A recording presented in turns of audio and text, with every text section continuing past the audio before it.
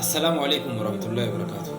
Daawwattoota fi kabajamoo akkam jirtan nagaa fayyaa qabdanii akka jirtanitti nagaa fayyaa isinitti haa ta'u jechaa amaloota jaha kan gurbaan dhiiraa dubartii irraa hin jaalanne fi akkaan jibbu yookaan amaloota jaha kan gurbaan dhiiraa jaartii isaarraa akkaan jibbu qabadhee isin dhiyeeffadha. Yaadda.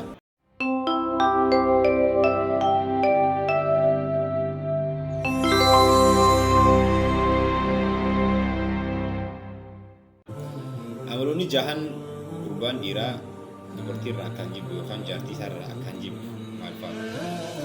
Tokkoffaa gurbaan dhiiraa dhalaa annaana hin jaalatu. Lammaffaa dhalaa mannaana. Sadaffaa dhalaa hannaana. Afuraffaa dhalaa haddaaqa. Shanaffaa dhalaa barraaqa. Ja'affaa dhalaa shaddaaqa. Dhalaa jahan tana dhiirti hin jaalatu yookaan gurbaan dhiiraa jaarsummaan kamuu hin jaalatu. Hiikkaan isaanii maali? Hiikkaan isaanii dhalaa annaana jechuun dhalaa gartee halkaniif guyyaa rakkoo fi walloo keessattis bunaa gannaan na dhukkubinuu jettu. Fedhii jaarsaa guutuu didduudhaaf waan jaarsi barbaadu jaarsa haddamuu diddaadhaaf na dhukkubu. Asiin na dhukkubu, achiin na dhukkubu numetti. Na dhukkubaa deemu warra dhufu, na dhukkubaa deemu dadhu jaarsaanis ijoolleenis na dhukkubu numetti isin. Akkanatuni dhalaa annaana jedhanii dhalaa mannaana. Dhalaan mannaan dhalaa akkami? Dhalaa mannaana jechuun dhalaa waan gartee jaarsaaf goote gaafa lafti nagayaa gaafa wal jaalatan takka immoo gaafa wal kabajan goote gaafa walitti aaran itti lakkaawwatu. Akkana sii godhee akkasii goone jettee waan gooteef kan agartee itti lakkaawwachaa oolti. Kuni dhalaa mannaana jedhanii. Sadaffaan dhalaa hannaana. Dhalaa hannaanii moo dhalaa akkami? Dhalaa hannaana jechuun dhalaan hannaanii dhalaa akkami? Dhalaa hannaana jechuun dhalaa jireenya jaarsasii dura dabarsite jaarsasii kana faarsitu. Fakkeenyaaf dhalaa heerumtee baatee dabalee heerumtee yoo taate jaarsasii kan dabre sanii jaarsasii hamma kana faarsiti.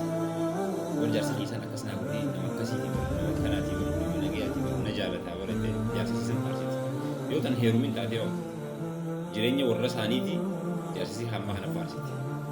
Bara warra keenyatti akkan jiraatu warra keenya akkan naa godha warra keenya fedhii kiyya naa godha warra keenya akkan ittee yookaan hiriyoota siitii hojii waan dabarsa kan immoo nama wal jaalatu sana hojii waan dabartee amma itti jaarsasii irra lakkoofsi dhiira dhalaa kana tanas dhiirti hin jaalatu.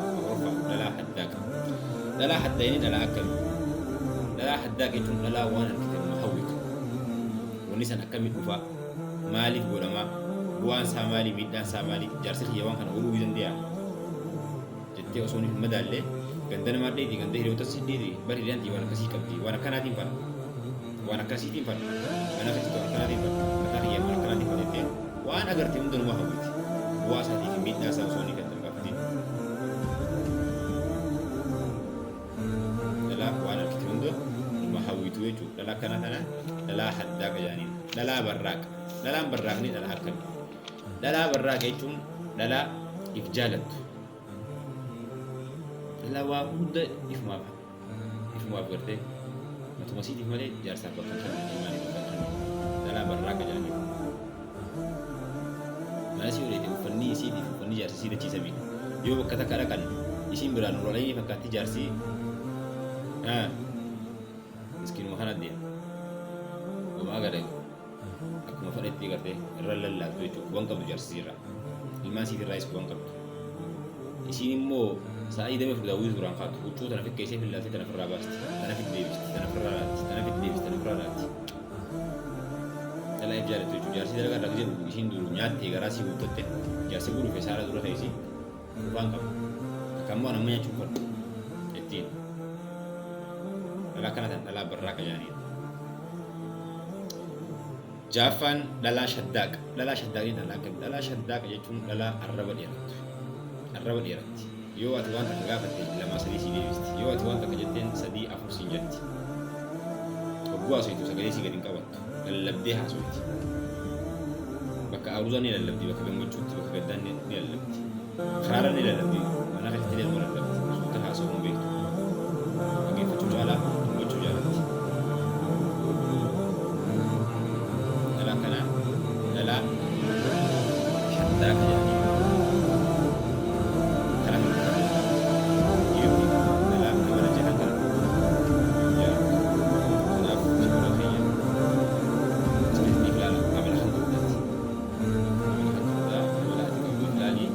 isa ibsirreesi